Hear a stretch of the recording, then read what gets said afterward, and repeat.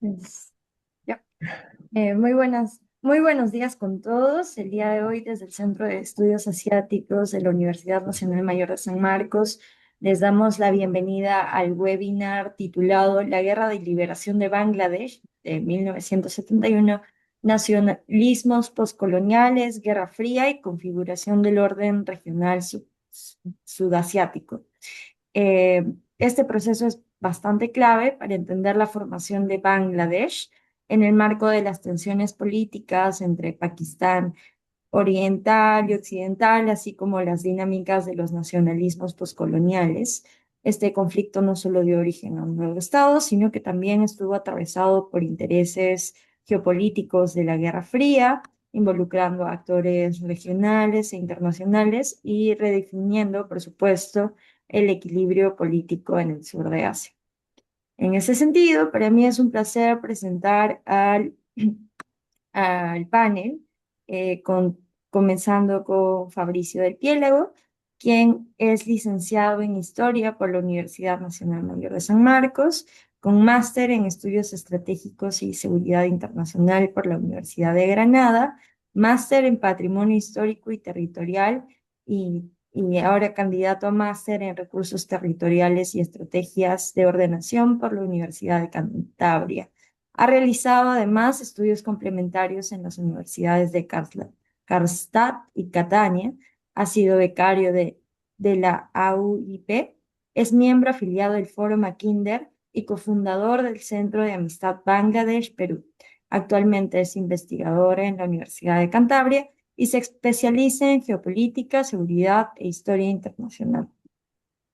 Asimismo, contamos con los comentarios del doctor Carlos Alberto Aquino Rodríguez, quien es economista, investigador y catedrático peruano, profesor principal en la Facultad de Ciencias Económicas de la Universidad Nacional Mayor de San Marcos.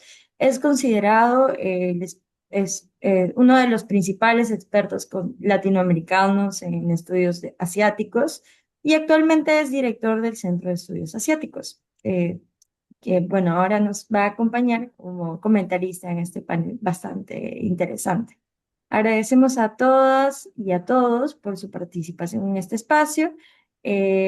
Al término de las intervenciones tendremos un espacio especial para la ronda de preguntas y bueno, por supuesto, sean bienvenidos a este espacio académico. Puede comenzar, estimado Fabricio. Bien, pues empecemos compartiendo pantalla. A ver, permitir, supongo. Ah, bien. Primero intentemos contar la pantalla. Ah, compartir. Dígame si se ve. ¿Se Sí, ve la ahora sí. presentación? Bien, entonces intentemos verla. Bien, déjame ver dónde estamos. Tal vez tenga que cambiar de presentación. Minuto. Vamos a dejar de compartir porque había un problema con la imagen. Eh, esto es televisión en vivo, ¿saben cómo es? Ah, a ver, mm, tendría que estar acá. Bien. Vamos a compartir de nuevo. Abrir. Minuto, minuto. Vamos a ver. Compartir pantalla. Compartir. Aquí estamos. ¿Me confirma, por favor? Esa es, Sí, ¿verdad? se ve. Perfecto. Perfecto. Entonces, empezamos. Presentación. Presentación. Listo, listo. Bien, ya se ve la pantalla completa, ¿verdad? Sí, profesor, sí. Ah, perfecto, perfecto. La logística de esto puede ser un poco extensa. Bien, el tema que nos reúne hoy es un tema complejo, es un tema de historia global, de relaciones políticas globales, eh, que tiene muchas aristas, que tiene un bagaje histórico muy antiguo y y que tiene consecuencias en la geopolítica contemporánea del mundo asiático, a admitir, del mundo asiático, y que también es uno de los procesos más desconocidos por el mundo hispanoparlante que se especializa en análisis geopolítico, que es la Guerra de Liberación de Bangladesh. Es un fenómeno propiamente del siglo XX, es un fenómeno que incluye actores muy diversos y es también uno de los mejores casos para estudiar un nacionalismo o los nacionalismos postcoloniales, posiblemente incluso mejor que el caso de África. Lo primero que tenemos que ver acá es el contexto ideológico que tiene los nacionalismos en el periodo final, en los últimos 50 años del gobierno colonial británico sobre la India, sobre el subcontinente indio. Porque no se trata de un movimiento homogéneo ni solamente centrado en en la actividad de Gandhi. Gandhi ciertamente es el más conocido, pero lo que la gente no sabe es que junto a Gandhi había otro movimiento que no era hinduista, sino que era musulmán o islamista, que era el de la Liga Musulmana. Son movimientos que se fundan dentro del periodo colonial británico. El más antiguo es el Congreso Nacional Indio, que inicia siendo un movimiento más multiconfesional y que buscaba abarcar a toda la India, pero que con los años se convirtió en un movimiento de identidad hinduista más que musulmana y que en buena medida alienó a buena sección de la comunidad musulmana de la India. Como una respuesta a este movimiento, en 1906, también en la India, aparece la Liga Musulmana, que es la Liga Musulmana de toda la India, el nombre completo, que funcionaba bajo una ideología que estaba en boga en el siglo XIX, que es el comunalismo. El comunalismo era la idea de que cada comunidad religiosa tenía la necesidad de gestionar su propio territorio de manera independiente. Ellos hablaban de la teoría de las dos naciones, que había un solo territorio, pero que habían dos naciones, y que esas dos naciones se definían por términos confesionales.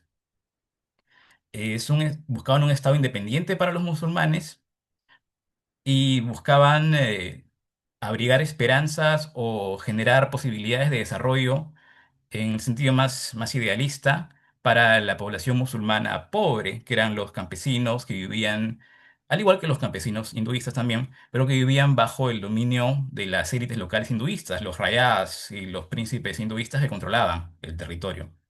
Como respuesta a esta realidad, se desarrollan en paralelo dos movimientos, el de Gandhi y el islamista, que van adquiriendo la idea de la existencia de unas comunidades, en los términos de Benedict Anderson, cuando él habla de comunidades imaginadas. Y estas comunidades imaginadas solo pueden funcionar, igual nuevamente, apelando a Benedict Anderson, en un marco geográfico. Y ese marco geográfico evoluciona rápidamente después de 1946, que es más o menos el periodo final del Raj británico. En el mapa vemos acá lo que es el Raj británico. Este mapa está georreferenciado, por cierto. Esto es el dominio colonial británico para 1946 e inicios de 1947, que es el lapso final del periodo británico en la India, porque después de la Segunda Guerra Mundial, el gobierno inglés estaba muy debilitado y estaba el movimiento de la resistencia no violenta de Gandhi, y ya era el final del periodo colonial. Este mapa no dura mucho. Al año siguiente se da la partición de la India. Y la partición de la India se da utilizando los preceptos que ya se habían ideado por la Liga Musulmana, que es la idea de la teoría de las dos naciones. Y esa teoría de las dos naciones en el terreno implica crear, y como pueden ver, dos estados, Pakistán, es un término que se acuña en el Reino Unido por parte de un estudiante que junta los términos, los iniciales de cada provincia y crea Pakistán, que significa algo así como la tierra de los hombres santos. Pakistán Occidental, actual Pakistán, es uno, y Pakistán Oriental, actual Bangladesh, es la otra. Pakistán Oriental se crea bajo o continuando la herencia de la Bengala, de la Bengala Oriental, que es la Bengala de población musulmana. Apenas se consigue la independencia, la India y Pakistán Occidental, sobre todo Pakistán Occidental, tienen una gran disputa por quién controla este territorio en el que está el cursor, que es Cachemira, que es un principado hinduista con población musulmana. Entonces, desde la teoría de las dos naciones, de que es el nacionalismo oficial de Pakistán, ese territorio por tener población musulmana le corresponde a Pakistán, y los indios, apelando a la tradición histórica de los gobernantes hinduistas, lo reclaman como suyo. Van a la guerra. Rápidamente, en el 48 apenas se independizan y van a la guerra, y se forma una especie de entente congelada, un momento congelado geopolítico que al nacionalismo de ambos lugares, pero sobre todo al nacionalismo de Pakistán, le ofrece algo que es oro en polvo para todo movimiento nacionalista, que es la existencia de un territorio irredento. Y además, la existencia de un enemigo ontológico, un enemigo con el que tú no puedes cooperar y con el que tú estás destinado a pelear por siempre. Esto, por supuesto, en el nivel ideológico, pero en el nivel interno de Pakistán vemos que la realidad es muy diferente, porque tanto Pakistán Occidental como Pakistán Oriental se encuentran en posiciones geoestratégicas muy distintas. Y aquí lo vamos a ver. Eh, Pakistán Occidental es un territorio que tiene una gran posición geoestratégica. Tiene conexión al Índico, tiene conexión con China y además es vecino inmediato de todos los productores de petróleo. Es geoestratégicamente muy independiente en los términos, pero para los términos del mediado del siglo XX. En cambio, Pakistán Oriental, es decir, la Bengala Oriental, posteriormente Bangladesh, no lo es. Pakistán Oriental es un territorio que con la partición del 47, queda completamente cercenado de todo. Para empezar, queda atrapado o queda cerrado, enmarcado como un exclave dentro de India. El 95% del territorio queda rodeado por la India. Peor aún, esta frontera no es solo teórica, sino que con la delimitación se han cortado todos los caminos que conectaban el mercado de Pakistán Oriental con el resto del territorio indio. Pierden su mercado. Además, no solo pierden el mercado, sino que son alienados de la comunidad de Bengala Occidental, que es la comunidad bengalí que habla bengalí, comparten historia, apellidos, pero difieren en el aspecto confesional, y quedan alienados de ellos, quedan alienados de sus parientes más cercanos. Y no solo esto, sino que las industrias de Pakistán Oriental, de Bengala Oriental, eran muy incipientes, pero estaban localizados justo en Bengala Occidental. Entonces, con la partición, Pakistán Oriental se convierte en un estado desindustrializado. Y no solo desindustrializado, sino que se convierte también y se afinca la identidad del territorio como un territorio agrícola. Y no solo agrícola, sino que agrícola de monocultivo, porque en buena medida el té era el producto que se cultivaba, pero sobre todo el yute que constituye la principal exportación, pero es un yute totalmente desindustrializado. Y más grave aún es que Pakistán Oriental no tiene soberanía hídrica, porque como se ve, el Ganges pasa por la India antes de llegar a Pakistán Oriental y convertirse en el Padma, y el Brahmaputra también pasa por la India antes de llegar a Pakistán Oriental.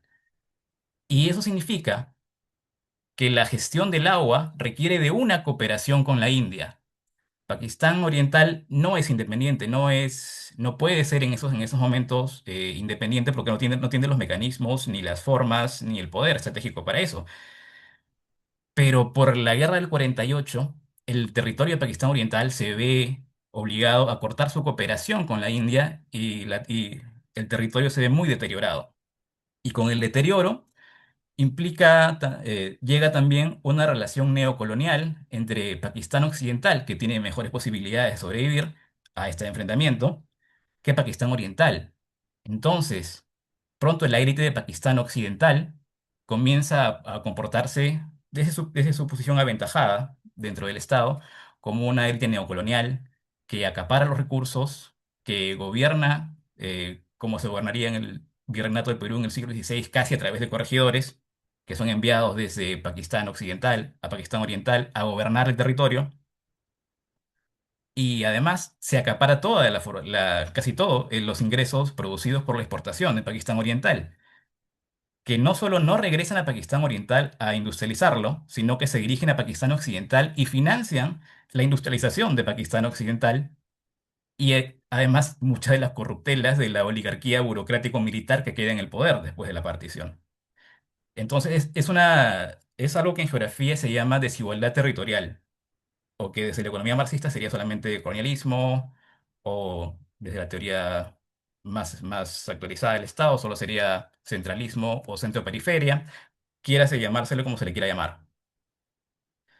Esta relación se hace muy precaria, y pronto hay una élite en el 49 que en Bangladesh va a crear su propio movimiento que se llama la Liga Awami, que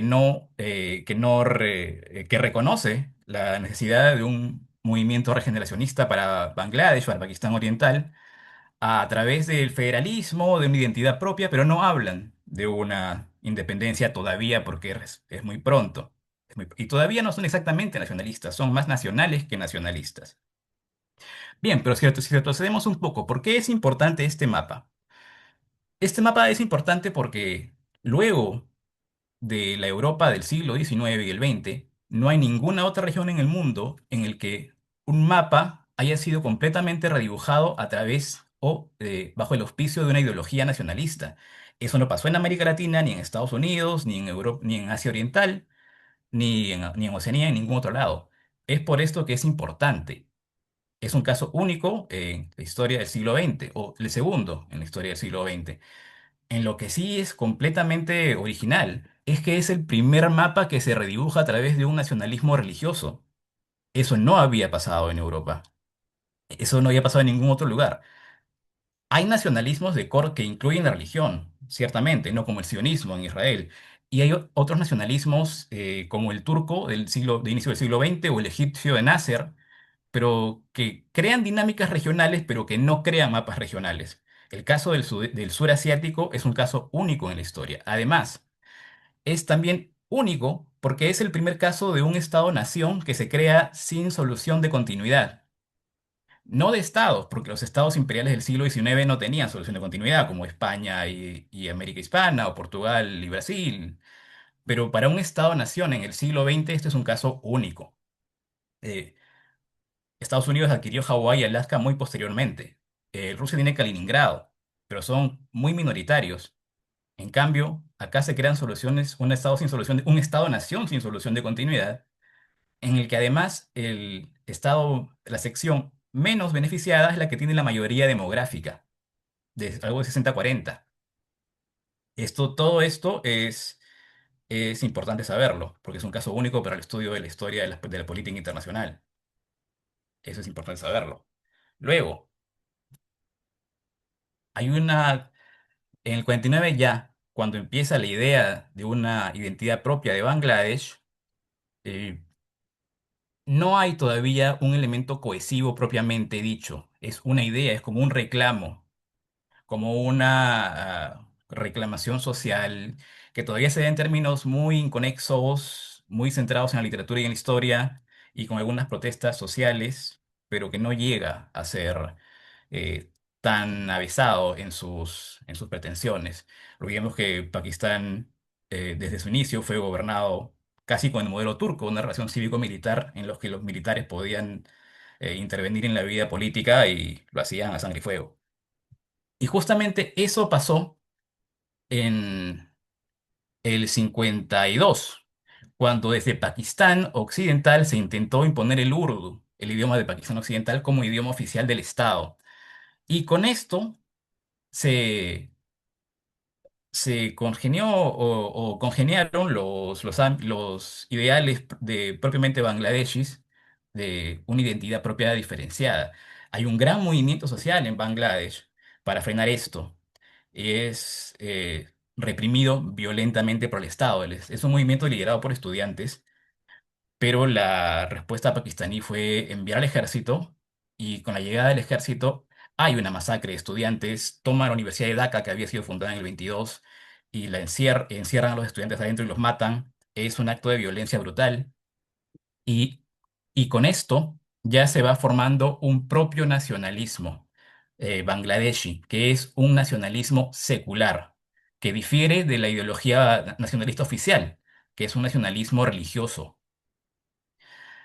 Las masacres van y vienen, pasan los años. Hay una elección en el 54 en la que la Liga Musulmana de la Liga Awami de Bangladesh derrota a la Liga Musulmana y el Estado interviene, anula las resoluciones, anula la elección y establece un gobierno militar. Luego, de emergencia, ya luego en el 58 o en el 56 se firma una primera constitución después de un esfuerzo muy importante y esta constitución producía un equilibrio territorial, pero ese equilibrio territorial no beneficiaba a la élite de Pakistán y con consecuencia, en el 58, Ayub Khan, que era el líder que había actuado militarmente anteriormente, da un golpe de estado, elimina los avances de esa nueva constitución y impone la ley marcial de una manera brutal. De una manera brutal, a ver. Bien. Y esto no va muy bien en la economía, porque se habla de Pakistán como el primer tigre asiático. Es una de esos nombres que le dan al gobierno de Pakistán a los historiadores de la economía. Pero es una prosperidad muy falaz y es muy artificial.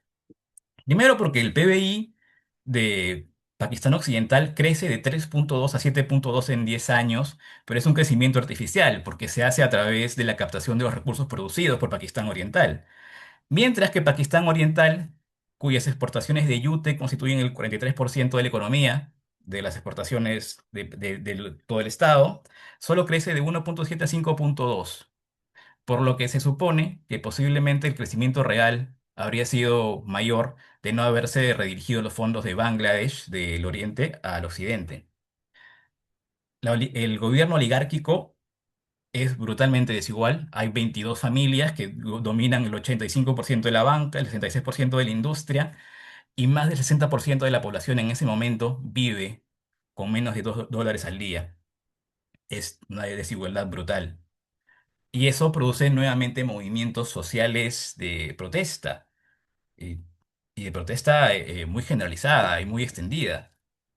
Y se va formando una identidad nacionalista bangladeshi que busca diferir de la pakistaní que se considera opresiva o invasora, ¿no? Sheikh Mujibur Rahman, que es el padre de la recientemente defenestrada primera ministra Sheikh Hasina, era el líder de este movimiento político, había participado en la fundación de la Liga Awami, pero todavía era joven. Para este momento ya se ha convertido en el líder político y se le da el nombre de Bangabantu, que es el amigo de Bangladesh. Hasta ahí estamos viendo un típico momento postcolonial, pero no es propiamente independentista y la coyuntura hasta ese momento no había sido independentista. Y aquí es cuando entra en juego la globalización, que es, tal vez los que recuerden, o los que sepan un poco de historia del siglo XX, saben que inicio en los 60, en el 68, hubo un movimiento global que fue capitaneado en París, que se llamó el Mayo de París, en el que los estudiantes hicieron un movimiento internacional, también llegó a México, también llegó a Perú, y en el caso de Pakistán, también llegó. Y junto con esta efervescencia de los movimientos estudiantiles, llega a la vez una efervescencia de sentimiento independentista y separatista. Y la situación se agrava mucho, porque ya es evidente que el deseo de buena parte de la población de Pakistán oriental es independizarse, pero todavía sobreviven las conexiones debido a que buena parte de la clase media de Pakistán oriental busca tener carreras en Pakistán Occidental, en el nivel más alto del Estado, y lo podían hacer efectivamente aprovechando sus posiciones, la posibilidad demográfica de Pakistán para ejercer presión, pero buena parte de la población no estaba de acuerdo con esto y simplemente buscaba la independencia a través de diferentes mecanismos. Este era el plan de Bangabandhu. Él propuso un plan de 6 puntos: federalismo, gobierno central que no fastidie, cada país tenga su moneda separada, que la fiscalidad se maneja a nivel provincial, comercio exterior independiente y que la seguridad sea regional, o sea, de paso debilitar el militarismo pakistaní. Este plan, que es en realidad bastante lógico o bastante moderado, si se consideran las consecuencias, es completamente rechazado por el Estado. Y es rechazado por el Estado y en el 70 hay una elección en la que nuevamente gana la Liga Wami y el ejército nuevamente termina negándolo, termina deponiendo a los gobernantes elegidos. Y eso ya genera una crisis que explota el año siguiente, en el 71. Pero para esto tenemos que contextualizarlo de manera más práctica dentro de la Guerra Fría. En 1962, China ingresa a la geopolítica porque tiene una guerra con India. Es una guerra con India que China gana. La derrota de la República India por un partido de por un gobierno con un partido de Estado único es una crisis grave. Pero para Pakistán, que había básicamente sido derrotada en el 48, esto significa un balón de oxígeno, porque le da un aliado a Islamabad y hay una relación muy amistosa en adelante entre Islamabad y Pekín, en términos geopolíticos, no ideológicos.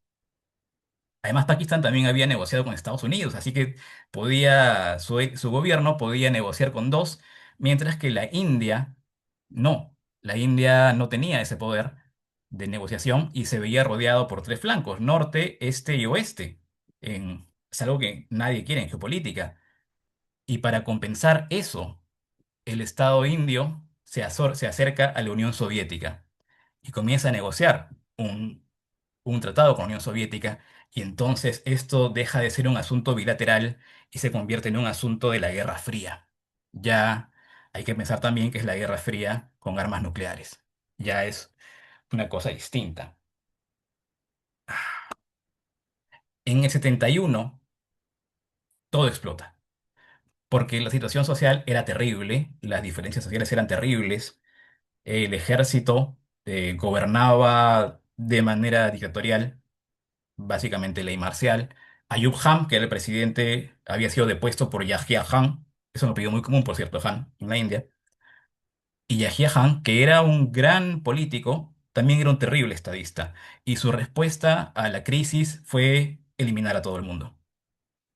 Hay unas negociaciones que fracasan entre la Liga Wami para que se reconozca su poder y se reconozca a Bangladesh como una sociedad con gestiones propias por realizarse. Y esto es inaceptable para Yahya Khan.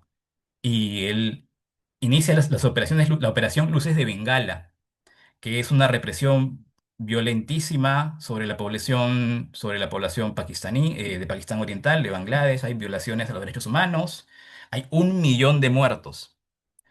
Y de los refugiados, eh, de- hay 10 millones de refugiados que salen de Bangladesh, de Pakistán Oriental, hacia la India, porque eran básicamente hinduistas, era la minoría hinduista, porque la represión había sido específicamente diseñada o dirigida contra la población hinduista. Se denuncia un genocidio. Este es un titular del Sunday Times de la época. Se denuncia un genocidio y comienza una crisis internacional. Pero ya no es una crisis bilateral, ya ni siquiera es un asunto interno, ya es un asunto de la Guerra Fría en el que todos tienen intereses por jugar, desde la Unión Soviética hasta Estados Unidos e incluso la Commonwealth. Primero hay que pensar en la India, que es el vecino cercano, que es el estado que recibe a los inmigrantes, a los refugiados, y que además está eh, en guerra, o al menos en situación de enemistad permanente con Pakistán. Lo primero es que el territorio bengalí había sido fértil para las guerrillas maoístas. Entonces, Inicialmente no había mucha confianza en un gobierno bengalí porque se pensaba que iba a ser un enclave chino y que también se pensaba que los refugiados eran secretamente maoístas y que serían quinta columnistas dentro del Estado y que significaría eh, un caos interno y el giro maoísta para la política hindú y de la India. Y eso era peligroso. Pero la realidad va ganando y es que atender a los refugiados cuesta estimadamente 576 millones de dólares. Y si bien para la India actual eso no es un problema, para la India del 71 sí lo es, porque es un estado que no está plenamente industrializado y que además depende de ayudas exteriores de Estados Unidos, de Europa, para poder sortear su economía, igual que Pakistán. Y un influjo de 10 millones de refugiados simplemente es insostenible económicamente para el gobierno indio. No quieren un enclave chino tampoco, porque vienen de una guerra con ellos y no les conviene. Entonces, tienen que mediar la situación, intervenir en la situación para prevenir una crisis mayor que se vuelva en su contra. Y de paso, aprovechar la situación para debilitar a Pakistán con y miras a solucionar el asunto de Cachemira. Pero tienen que hacerlo de manera sutil, porque es un estado soberano, India es un estado de los no alineados y no puede simplemente ir y tomar Manu Militari, invadir Manu Militari, otro estado y declarar su independencia porque se vería muy mal. Indira Gandhi lo sabe. Era una mujer, una política muy astuta. Y aquí venimos a un clásico de clásicos, porque los intereses de Estados Unidos también están presentes y están presentes de gran manera, porque aquí vemos a Henry Kissinger y Henry Kissinger tenía una agenda propia con Pakistán. Porque, si bien recuerdan, en mediados del siglo XX, la Unión Soviética y China tienen un quiebre ideológico, porque los chinos acusan a los rusos de ser revisionistas y de haber traicionado el comunismo, el marxismo clásico, y eso le da a Kissinger, ya saben, que Kissinger es el padre del realismo, la posibilidad de buscar un socio para rodear a la Unión Soviética.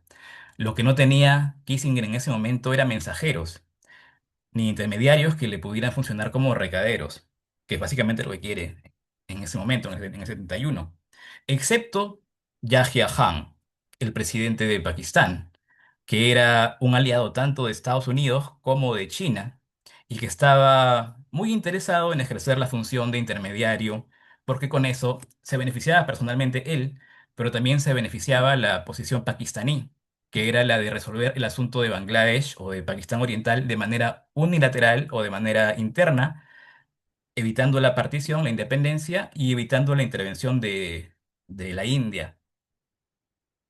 Los, el gobierno de Estados Unidos, en este caso Nixon también es el presidente, junto a Kissinger, ellos creen que tienen que presentar ante los chinos una buena cara y la buena cara era defender a Pakistán. Y además tenían mucho miedo de que una revolución en Pakistán Oriental, se contagiara al Medio Oriente y afectara a sus aliados clásicos, al Shah de Irán y a los países y a las monarquías petroleras del Golfo, porque eso implicaría un golpe logístico terrible en plena Guerra Fría.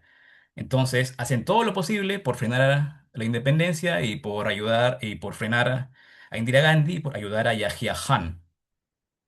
Esto va avanzando lentamente, es una diplomacia muy complicada. Luego, Mao Zedong, en ese momento era el presidente chino, o el secretario del Partido Comunista, y el Great Chairman, como se dice en inglés. Ah, él tiene su propia agenda también, que es, primero, venía de una alianza con Pakistán para frenar a la India, pero él sabía, Mao, que el territorio de Bangladesh, los bengalíes, eran espacio fértil para el maoísmo. Y entrar a defender militarmente a Pakistán Occidental se consideraría una gran desventaja ideológica porque perdería territorio o en el futuro perdería terreno al haber atacado militarmente a posibles aliados. Así que no tienen un interés muy real.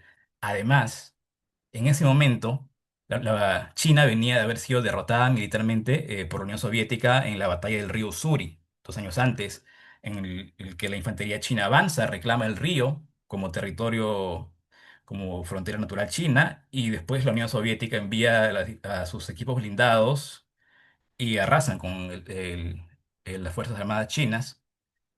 Y eso implica para Mao un miedo que es que en China se produzca algo parecido a lo que pasó en Siria, que fue la revolución correctora de Hafez al-Assad, que es un golpe de Estado que surge después de una derrota. Y él tenía miedo, Mao, de que Lin Biao, que era el ministro de Defensa, le hiciera un golpe de Estado como aparentemente, y todas las pruebas indican, iba a pasar. Así que su interés en meterse en una guerra eh, inmediata no era primordial, no era algo que se le viniera a la mente de inmediato, sino que estaba más interesado en purgar sus asuntos internos y no tenía interés en una confrontación militar directa. No lo tenía, no podía darse el lujo de eso.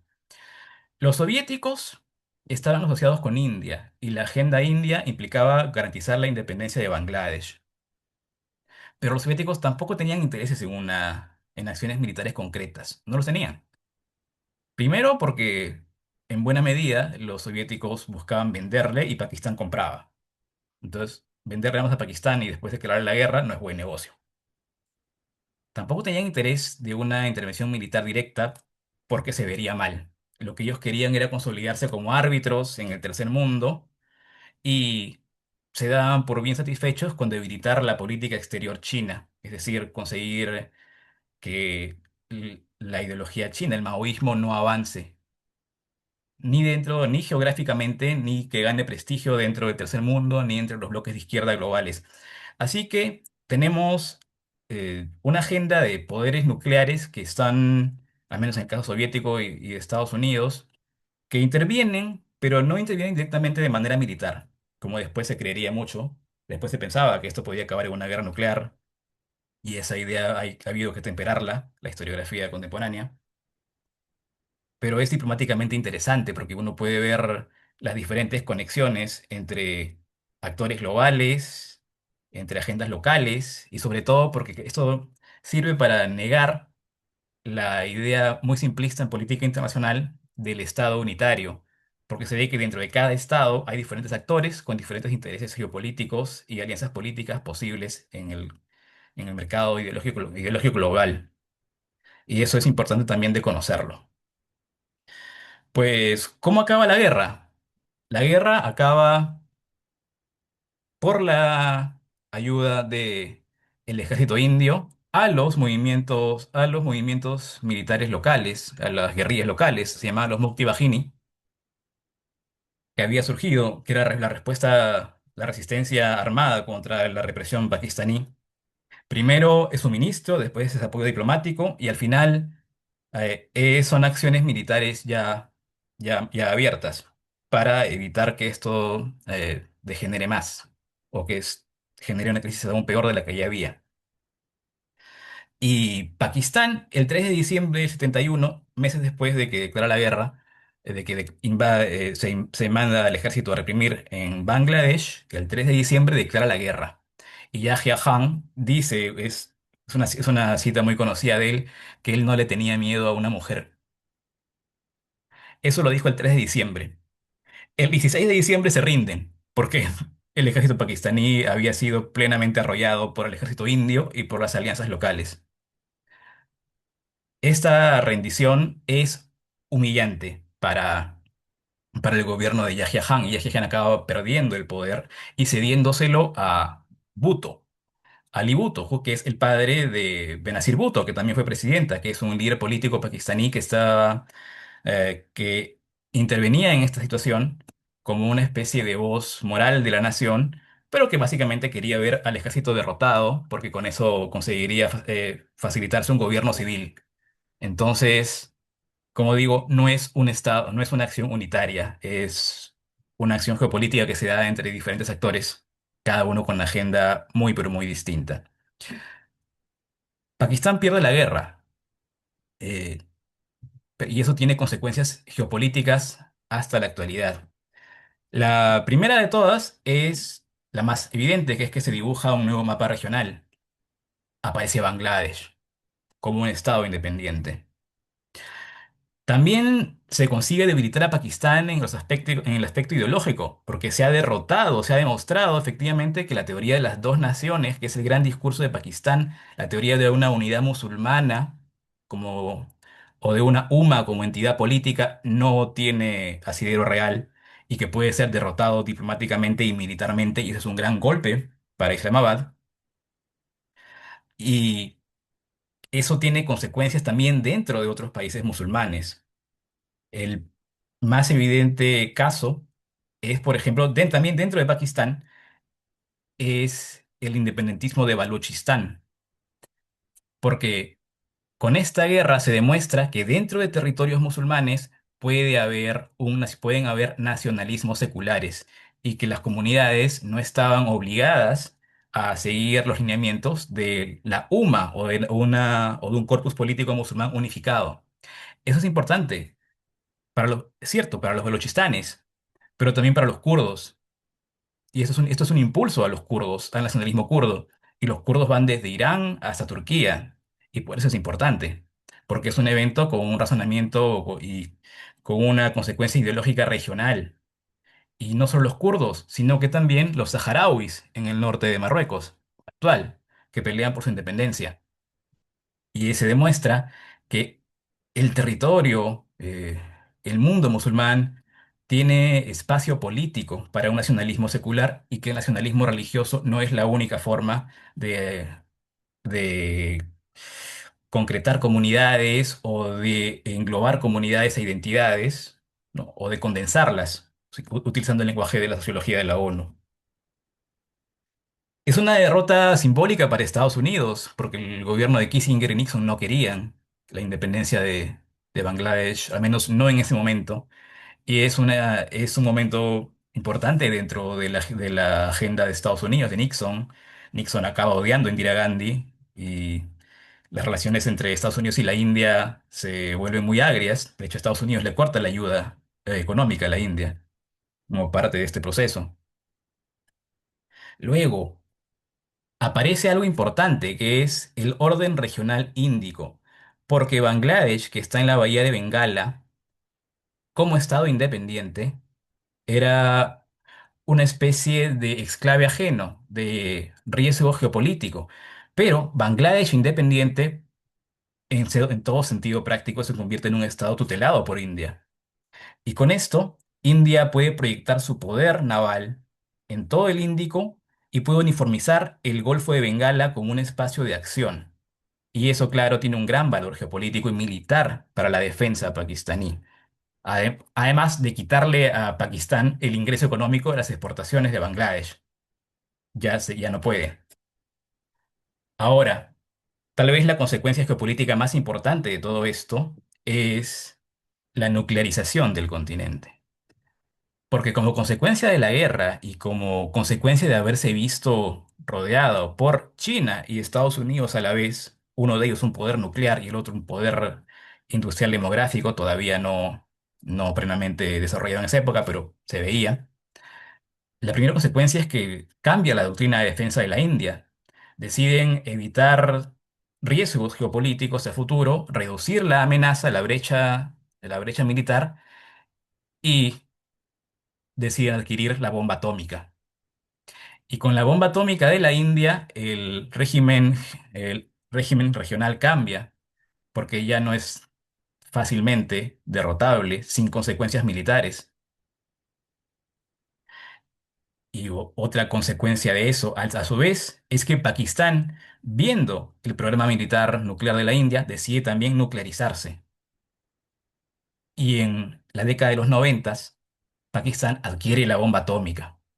Y la adquiere y nuevamente cambia la complexión geopolítica del mundo, porque una guerra nuclear entre India y Pakistán es algo que nos tiene preocupados a todos los analistas de seguridad internacional y la posibilidad de que algo así pasara, como fue en el enfrentamiento militar desde el año pasado, no es menor.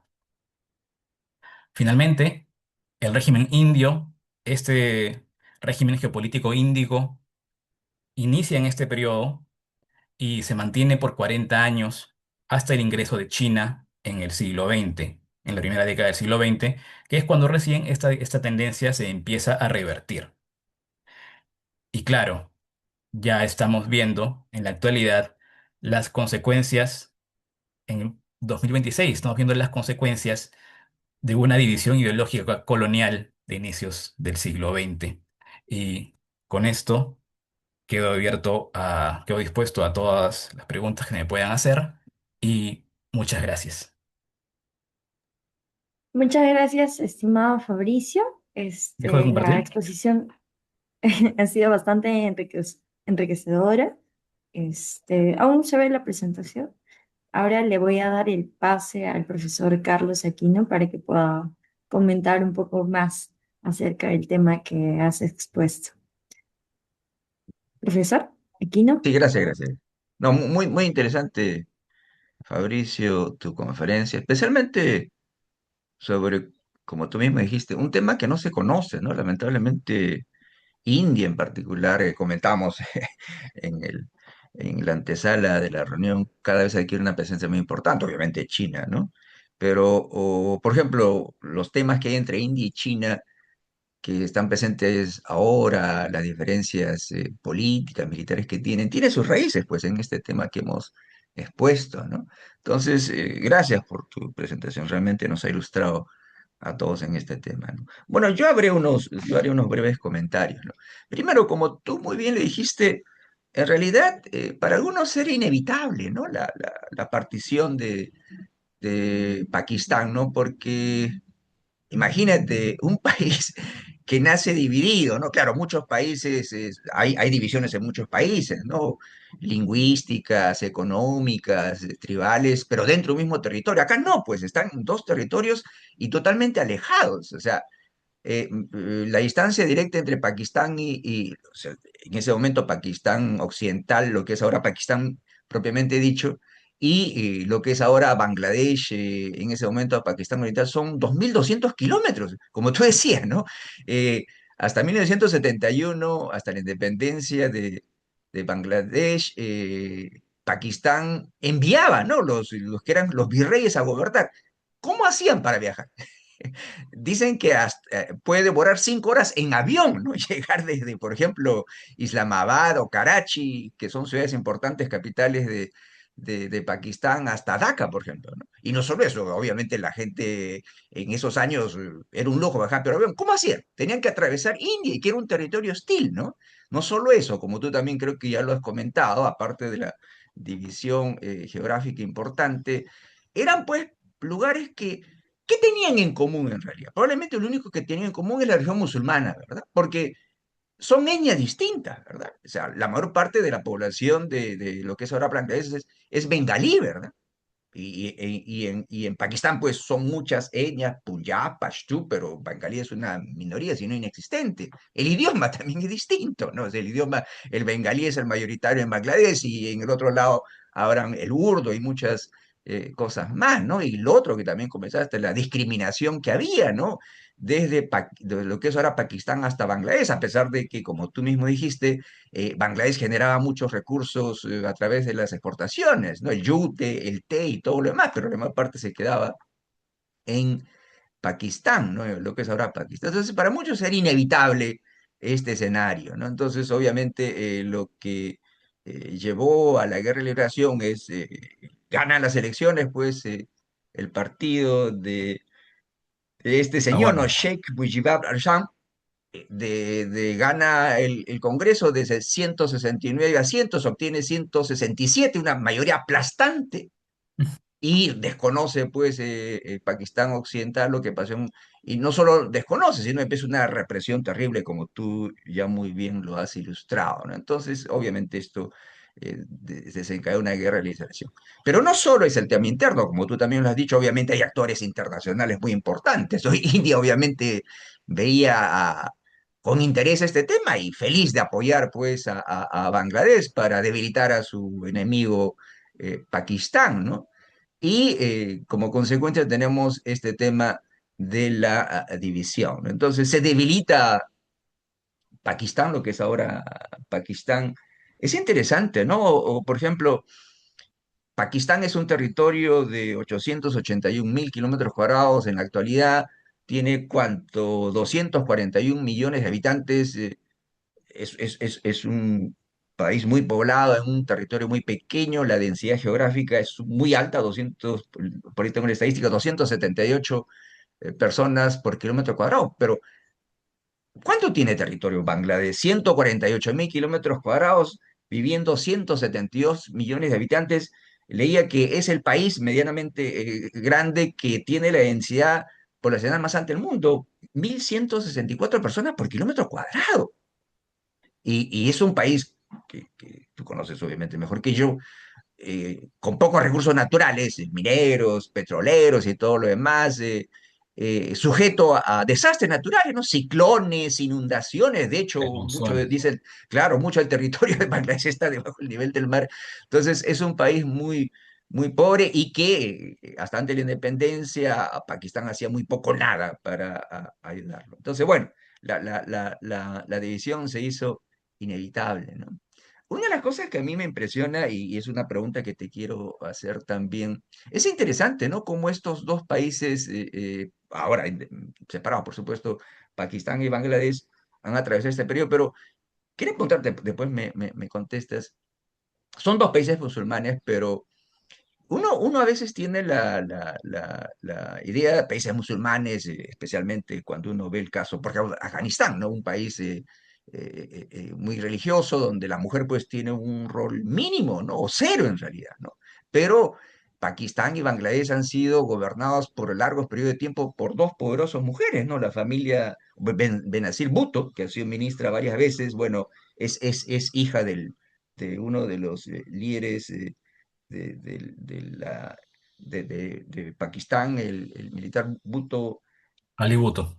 Ali Bhutto, ¿no? Y la familia Sardari. Y por el lado de Bangladesh, esta señora Sheikh Hasina, ¿no? Que obviamente es hija, pues, del fundador de la independencia entonces es interesante, quiero preguntarte eso. Pero bueno, voy más al tema geopolítico, ¿no? Sí, pues es muy interesante lo que ha pasado. Cómo a raíz de la división, partición de Bangladesh independiente y un Pakistán que se queda solo con la parte occidental, se realinean las grandes potencias, ¿no? Primero, la relación entre China, Estados Unidos y China, la Unión Soviética, ¿no? Sí, pues es interesante cómo, creo que tú ya lo mencionaste, Kissinger, pues aprovechando una visita a ver líder militar pakistaní en julio del año 71, en pleno conflicto prácticamente, secretamente se va a China, ¿no? Se va a visitar Kissinger, ¿no? El famoso Henry Kissinger, se va a Henry visitar y Kissinger. conversa con Xu Enlai, ¿verdad? Parecía algo increíble, ¿no? Como dos enemigos acérrimos, Estados Unidos, el representante del capitalismo, y China, uno de los líderes del comunismo, cómo se juntan, ¿no? Pero claro, como decimos, el enemigo de mi enemigo es mi amigo, ¿no?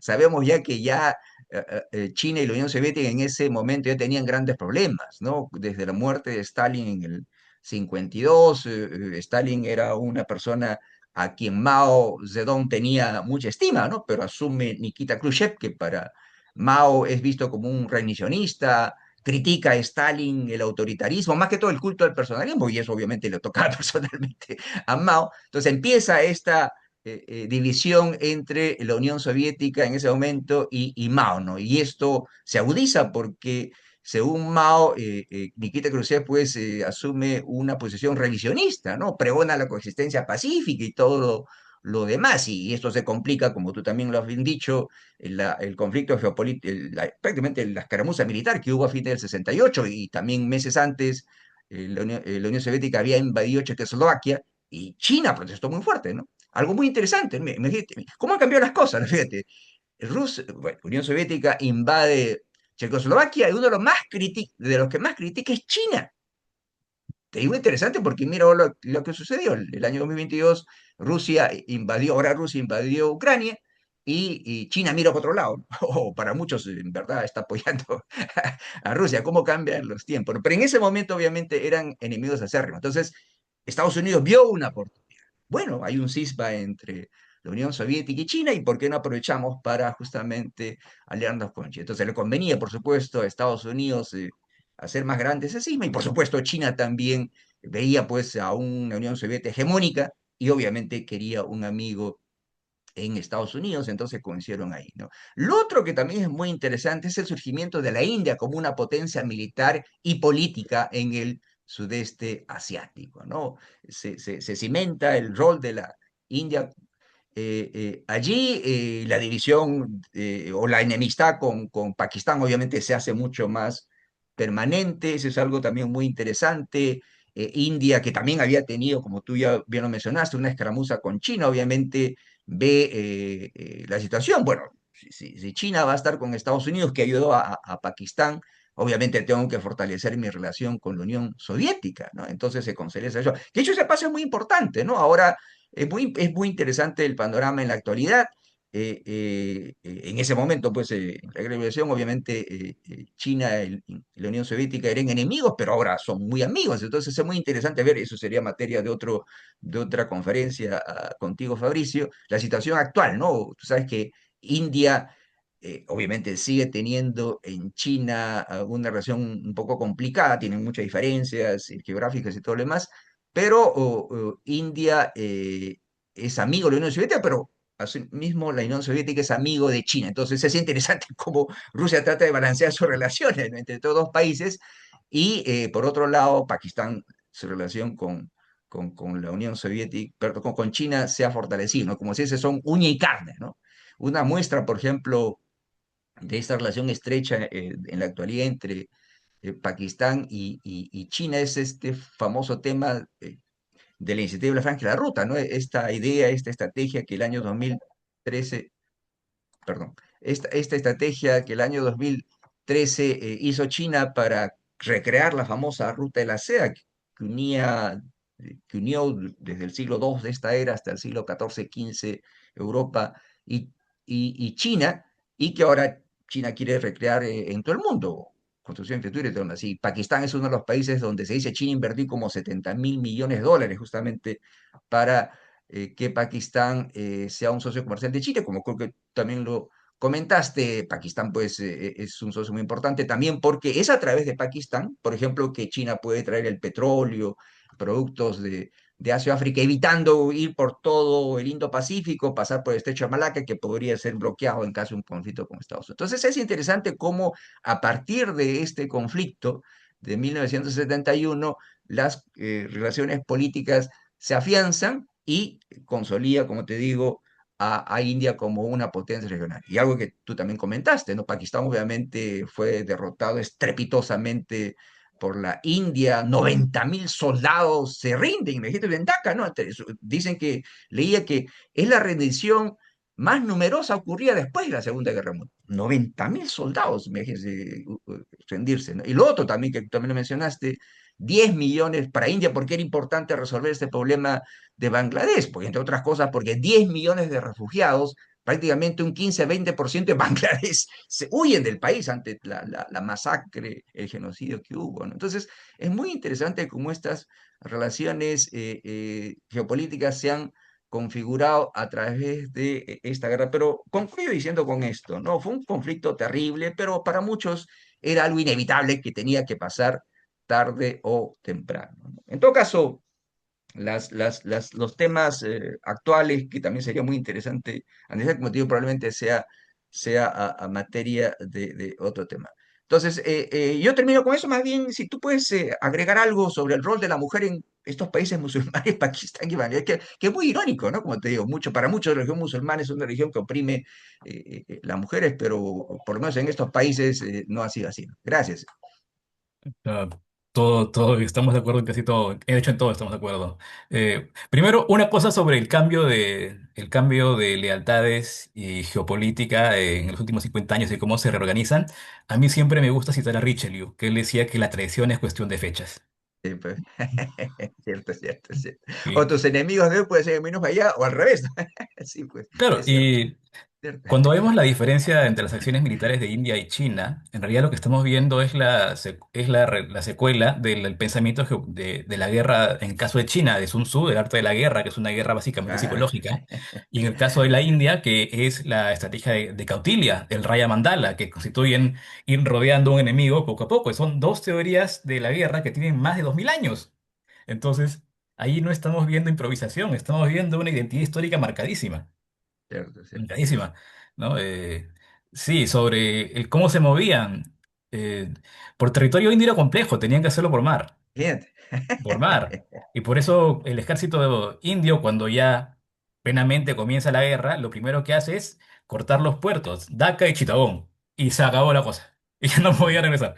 Y con eso se acabaron los suministros y van encerrando. Y la razón por la que los indios apresuran el avance hacia Dhaka es porque Nixon decidió mover a la armada estadounidense para empujar a Indira Gandhi y lo único que consiguió fue apurar todo. Y por eso fue una derrota simbólica de Estados Unidos, ¿no? Bueno, sobre la mujer. Claro, es muy diferente hablar de la situación de las mujeres en Pakistán que en Bangladesh porque Pakistán es un territorio conflictivo, ciertamente, igual que India, Bangladesh, igual que Perú. Ah, pero hay mayor lax en temas de libertad femenina en el caso de Bangladesh. Ah, Porque, claro, tienen una tradición distinta, son más cercanos a la identidad india, ¿no? De el romanticismo sensualista, o no significa que no sea una sociedad patriarcal, pero claro, no se da en los términos. En Bangladesh no hay talibanes, en resumidas cuentas, ¿no? ¿No? Y en Pakistán, bueno, es una situación distinta. Eh, para empezar, la sociedad pakistaní es mucho más jerárquica que la bangladeshi, porque tiene una tradición militarista más antigua, porque la razón de que haya una oligarquía burocrático-militar es porque había un ejército, y la mayor parte del ejército de Pakistán es específicamente pakistaní, del Punjab. Y esta gente ya ha participado en la guerra, Primera Guerra Mundial, Segunda Guerra Mundial, y tenía interiorizada, al menos el sector militar tenía interiorizada la versión jerárquica del mundo. Además venía de una sociedad nobiliaria, estamental. O sea, no es territorio muy fértil para la democracia liberal contemporánea. Igual que la India, igual que Bangladesh, pero posiblemente la conjunción de estructuras rígidas militares con una tradición musulmana más conservadora en Pakistán causa eso. Y además, cuando se derrota la teoría de las dos naciones, que es una teoría de corte islamista, hay una búsqueda de reforzar precisamente la identidad musulmana para moderar el efecto de la derrota, al menos en el elemento discursivo o social. Entonces hay un recrudecimiento del conservadurismo religioso en Pakistán. En Bangladesh no. Además, Bangladesh acaba de ser liberado por una mujer, por Indira sí, Gandhi. pues. Entonces, no hay estímulos como los pakistaníes para ejercer más presión sobre las mujeres. No significa que no hubo presión. De hecho, parte de la guerra del 71 incluyó violaciones masivas a mujeres. Y la Cierto. solución que se les dio a las mujeres que quedaron embarazadas para no perder su honor era que se fueran a Pakistán con sus violadores y que tuvieran ahí a sus familias para evitar salvar su honor o para conseguir salvar su honor familiar. Eh, pero claro, el Bangladesh posteriormente se liberaliza más que Pakistán Oriental. No significa que sea una república democrática. De hecho, Sheikh Mujibur Rahman no demora mucho tiempo en también comportarse como un dictador. Entonces, pero claro, son sociedades distintas. Una sociedad más abierta, la de Bangladesh, que se parece más a la sociedad de la India que a la sociedad de Pakistán. Eh, También hay una cosa etnográfica, los pashtunes en Afganistán y Pakistán tienen su propio Sí, pues. comportamiento, diferente de los bengalíes, que son dravídicos, indoarios, y con tradiciones diferentes, culturales, muy distintas. No sé si eso... Interesante. Sí, sí, no, no, muy interesante. Aunque añadiría que en realidad, sí, comparando Bangladesh y la India, donde obviamente, como tú bien lo has dicho, la posición de las mujeres es mucho mejor que en Pakistán, pero comparando India con Bangladesh, me parece que en Bangladesh la posición de las mujeres es mucho más alta en el sentido, no solo en el tema político, sino en el tema común, ¿no? Tú sabes que a veces se comenta, ¿no? Algunos actos que ha habido contra las Sí, mujeres en la India, violaciones y todo lo demás, el poco rol de la mujer en la vida laboral en la India, por ejemplo. Entonces, en ese sentido, creo que Bangladesh es mucho más liberal. Pero sí, sí, gracias, gracias. Bueno, creo que hay preguntas aquí. Adelante, Elizabeth. Sí, profesor, hay algunas preguntas en el A chat. ver, a ver. Primero, Pilar López nos menciona, buenas Ujú. tardes, me gustaría saber cómo es la relación entre Bangladesh y China. ¿La moneda de China ejerce alguna influencia entre la relación de ambos países? Y también comenta si se puede hablar un poco más sobre la densidad poblacional de Bangladesh. Como una segunda pregunta, Ana Lucía Rosales consulta si es que el conflicto en Cachemira dilata aún más la cooperación entre India y China. Y bueno, me parece que por ahí vi una solicitud, ¿no? De bibliografía especializada, ¿no? Si pudiera recomendar algunos libros para ahondar más en el tema. A ver, perfecto. A ver, primera pregunta, ¿me recuerdas cuál era? Porque la estoy apuntando, pero no soy tan rápido. Ah, sí, sí. ¿Cuál es la relación, cómo es la relación entre Bangladesh y China? Y si es que la moneda de China ejerce alguna influencia entre la relación de ambos países. Claro, claro, por eso dije que el régimen índico duró 40 años, porque China ya industrializada y convertida en la potencia que es actual, utiliza la diplomacia de la deuda pública para rodear geopolíticamente a la India. Entonces, tiene a Pakistán, tiene a Sri Lanka abajo, a Sri Lanka, y desde inicios de la segunda década del siglo XXI tiene una mayor presencia económica e inversiones en Bangladesh. De hecho, después de 20 años, hubo una visita del primer ministro, de Xi Jinping, a Bangladesh. Y eso es un claro indicador de lo que está pasando. Hay un deseo chino por retomar las relaciones amistosas que siempre tuvo con la gente de Bengala, de la Bengala en general, y claro, está avanzando y está avanzando muy fuerte, pisando muy fuerte dentro de Bangladesh, porque ofrecen lo mismo que ofrecen en América Latina, cooperación técnica, cooperación tecnológica, que es algo que es muy valioso para los bangladeshis que quieren también independizarse tecnológicamente de la India y buscan un equilibrio. A la élite bangladeshi actual, al menos a la élite del pensamiento geopolítico bangladeshi actual, no le gusta vivir en tutelaje indio, nunca le ha gustado. Eh, Eso fue algo que pasó por necesidad inmediata, pero que se consumó y se convirtió en un elemento estructural, pero que nunca fue completamente bienvenido. Ningún estado le gusta de ser dependiente de otro estado.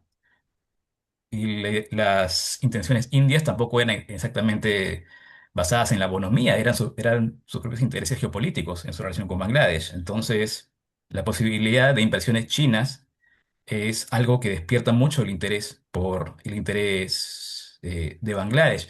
Pero claro, como dije, Bangladesh no tiene soberanía hídrica y eso lo pone en una mala condición para independizarse completamente de la India. Entonces, hay un avance tecnológico chino, hay un avance en las inversiones chinas en áreas estratégicas, pero pensar que Bangladesh se va a independizar geopolíticamente de la India en el mediano plazo es muy poco realista. No pueden. Y sí, bueno, hay un intento chino en general, no solo en Bangladesh, sino en todo el mundo, de intentar reemplazar el dólar con el yen para conseguir una alternativa al patrón estadounidense. Eso lo quieren hacer hace años, también lo quieren hacer en alianza con los países de los BRICS. eh, y por supuesto, Bangladesh, que está ahí nomás, cerquita, es un buen laboratorio para hacerlo. Muchas La gracias siguiente. por tu pregunta. Disculpe, Mauricio. También hay otra pregunta de Ana Lucía que le estaba consultando si el conflicto de Cachemira dilata aún más la cooperación entre India y China. Inevitablemente. Porque además, dentro de Cachemira hay una sección de Cachemira que está administrada por China y que está bajo control chino. Y entonces es un problema para todos, porque obviamente la identidad india, basada en esta idea de Bharat, el territorio antiguo, requiere, como todo nacionalismo, busca un control efectivo sobre un territorio. Y el conflicto con Pakistán, que no se va a resolver pronto, no tiene visos de resolverse pronto porque es una reclamación histórica que además es conveniente en el nivel ideológico para los dos. eh, implica necesariamente que China e India no puedan cooperar como quisieran. Ahora, en este momento hay muchísimos estudiantes de postdoctorado indios que estudian y trabajan en China. Así que hay cooperación, pero no se da la plena cooperación que se esperaría. Y mientras hayan diferencias eh, territoriales o diferendos territoriales, no solo entre Pakistán y India, sino entre India y China, que no se resuelvan, la cooperación máxima no se va a alcanzar posiblemente, porque la posibilidad de una guerra o de una escaramuza es realista. No hay que olvidar que los aviones pakistaníes que derribaron a los aviones indios el año pasado fueron aviones chinos. Entonces, hay en este momento pocas razones realistas para pensar que se viene un periodo de cooperación. Ah, es parte de de nuestra nueva Guerra Fría y además una cooperación directa es algo que tiene posibilidades, pero también tiene riesgos. Es algo que se tiene que medir a partir de la idea nacional india. Y los indios, al igual que los rusos, tienen miedo de que una compenetración directa con China implique en el fondo someterse a China. Así que es poco probable que haya mucha cooperación en en el cercano plazo y en el mediano plazo. Mm, Gracias por su apreciación. Y hay una última pregunta, pero más que pregunta es una solicitud de recomendación sobre eh, bibliografía especializada sobre el tema. Sobre Bangladesh. Bueno, Sí. aquí podemos ver la bibliografía que estoy utilizando en mi... A ver, déjame mover la pantalla. No, aquí no. En español, un absoluto cero, a secas. En español no hay nada. Eh, clásico, yo recomendaría el... ¿Cuál podría ser? El Chabán es muy antiguo. El Kissinger tal vez podría ser, pero yo te recomiendo, si quieres empezar en inglés a tratar sobre Bangladesh, yo te recomiendo Ragavan. El texto de Ragavan, aquí lo señalo, si ven mi cursor, no sé. Ya, es una historia global de, de independencia de Bangladesh. Porque la independencia de Bangladesh es un tema global. Las independencias en el siglo XX y XXI son temas globales, no son temas bilaterales. Entonces, no se puede estudiar eso sin entender la dimensión global. Y también hay libros más clásicos sobre historia de Pakistán en general o sobre historia de Bangladesh, pero no son exactamente especializados. Hay algunos que ha publicado Cambridge y otros que ha publicado Oxford, que son sus típicos handbook sobre el tema, pero no son exactamente muy profundos. Eh, hay varios, pero... Y lo sacan cada 2 años, cada 3 años, pero no es exactamente el nivel de profundidad que existe dentro de la propia historiografía bangladeshi o india, porque consultar las fuentes de Bangladesh o India implica en buena medida poder leer bengali o hindi o telugu o tamil, y incluso dentro de la academia inglesa eso no es muy común. Así que yo te recomiendo que te centres en el primer momento en este trabajo, en el de Raghavan, en el de la historia global de la creación de Bangladesh. Y con eso vas a tener mucho, porque se centran en el periodo inmediato anterior y ya con eso puedes ir ramificándote hacia otros lados, hacia la historia más tradicional, hacia la historia del nacionalismo, hacia la historia religiosa de la India. Además, también hay que ser honestos, buena parte de la historia de Bangladesh es historia de la India. Entonces, tendrías que buscar libros de historia de la India para estudiar, por ejemplo, Bengala en el siglo XII, XIII, XIV, XV, la aparición de Parhampur, de las ciudades clásicas de Bengala, la literatura romántica del siglo XII, XIII, los movimientos filosóficos de Bengala. Pero eso está realistamente mejor visto como parte de la historia de la India que como parte de una identidad territorial propia, porque hay un conocimiento generalizado y compartido que viene del mundo de los Vedas, que es necesario verlo en conjunto y no se puede ver muy bien de manera específica. No sé si... Gracias por su respuesta. Sí, ha llegado otra pregunta al chat. Bueno, creo que es un par. Bueno, Diego Márquez consulta. Profesor, Podríamos decir que después de 1947 y 1971, el bengalí quedó dividido en dos ecologías político-lingüísticas, una nacional estatal en Bangladesh y otra regional federal en la India. Y si es así, eso afectó el estándar, el léxico y los registros culturales del bengalí a ambos lados de la frontera. Ah, eso es un tema de discusión muy interesante dentro de la comunidad bengalí.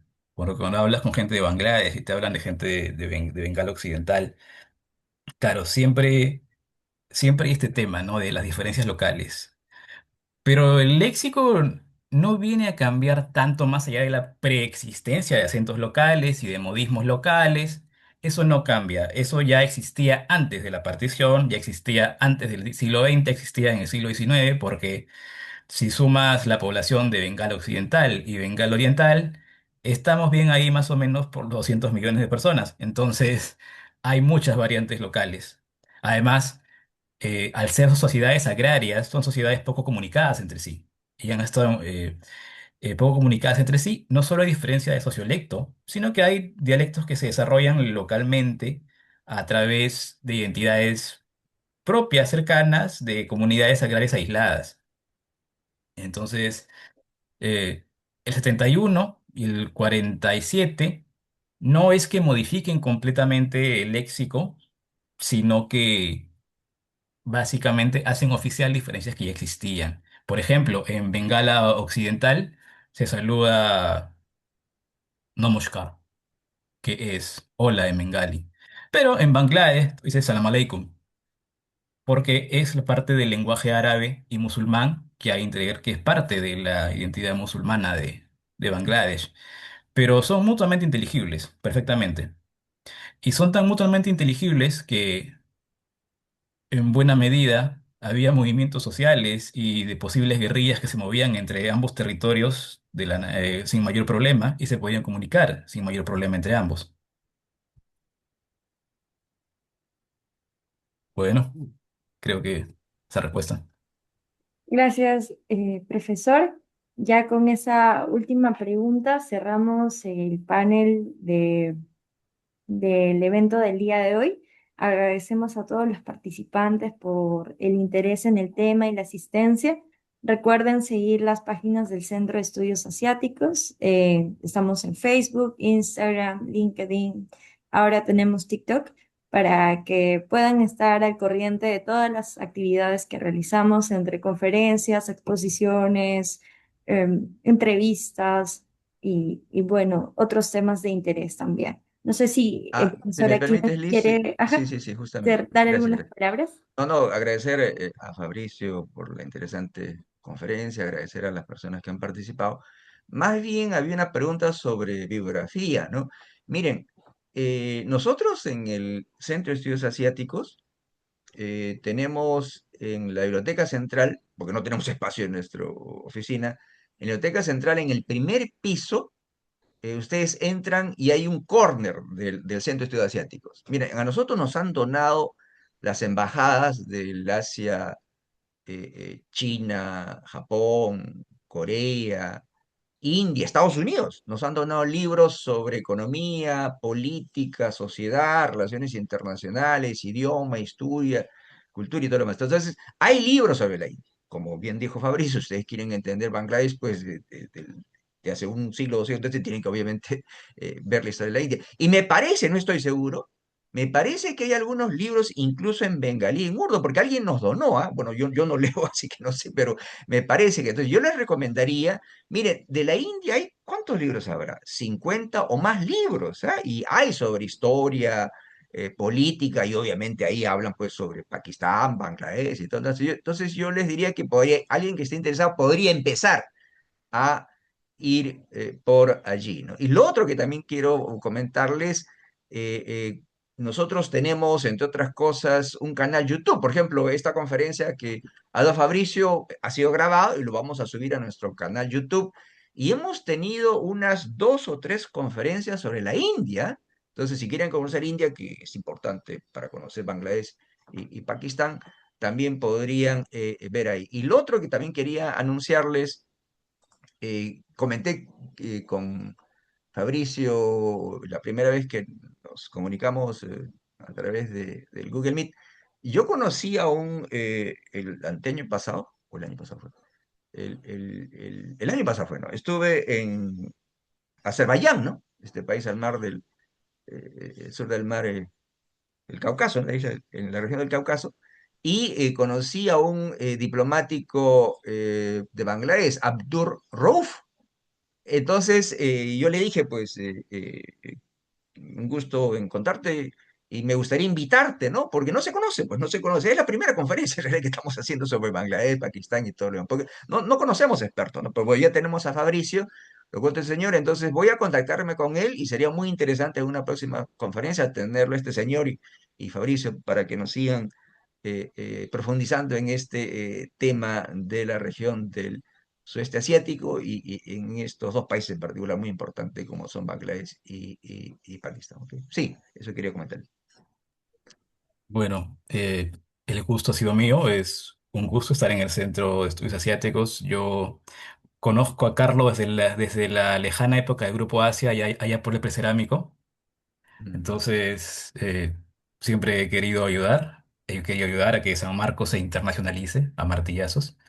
Eh, y es un gusto. Me gusta ver que ha habido gente que ha preguntado, que hay gente interesada en el tema desde todas las disciplinas, incluida la lingüística. Yo soy un gran fanático de la lingüística, así que muy feliz por eso. Me gusta ah, ver que hay debate, que se puede empezar un debate, que la gente está informada sobre el tema y que la gente investiga y se puede sentir interesada, tal vez publicar lejanamente o en el futuro cercano algo. Es un gusto, ha sido un honor dar este webinar y espero que se repita y que Claro podamos que sí. empezar un camino a largo plazo con esto. Estamos seguros que esa colaboración va a continuar y bueno, nuevamente muchas gracias a todos. De esa manera culminamos oficialmente la presentación. Que Dos tengan buen cositas. día. Uy, sí, Sí, profesor. una cosita. Esta presentación, por supuesto, lo vamos a subir al YouTube, pero también lo vamos a subir al Facebook, ¿verdad? Eso ténganlo por descontado. Y más bien, ¿nos tomamos una foto? De recuerdo, los que Sí. Déjame quieren sonreír. abrir su cámara, de recuerdo, ¿no? Ah, Siempre claro. Déjame queda un pongo los lentes, registro. así parezco intelectual. Voy a Ok, detener la a ver. grabación. Sí.